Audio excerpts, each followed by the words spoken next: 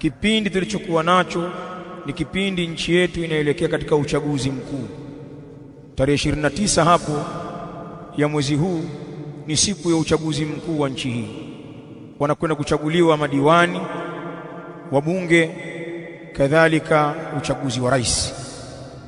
Sasa ujumbe wetu sisi masalafi, utaratibu wetu ni kubakia katika mstari wa dini yetu bila kuangalia anafaidika nani na anadhurika nani.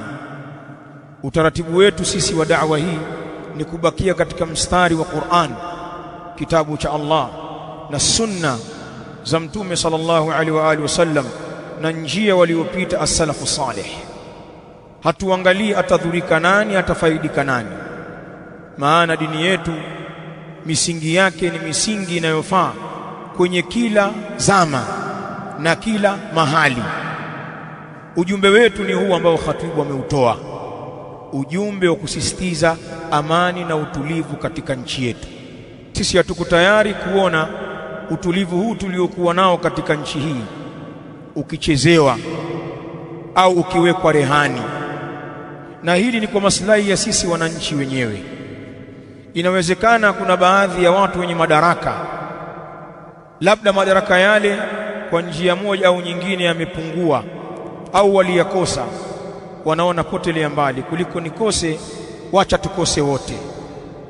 Au pana watu wanayatafuta madaraka, wanaona kwamba wenzao wanafaidi sana na wao wameachwa, kwa hivyo lazima na sisi tuyapate madaraka. Watu hawa pengine wameamua liwalo na liwe, kuliko wafaidi wenyewe na sisi tuwe nje ya mchezo, potelea mbali, tukose wote. Sisi tukubaliana na mawazo haya kwa sababu tu ya malengo ya watu fulani au kikundi, alafu hili jambo la watu wote zaidi ya watu milioni 60 liharibike kwa sababu ya watu wachache tu. Hatukubali. Ni bora tubakie na shida na matatizo haya na yale, lakini tuna fursa za kujitafutia, tuna fursa za kujikusanya katika mikusanyiko ya dini yetu, tukasoma, tukafanya ibada. Kwa hivyo sisi hatutoshiriki katika fujo yoyote ile.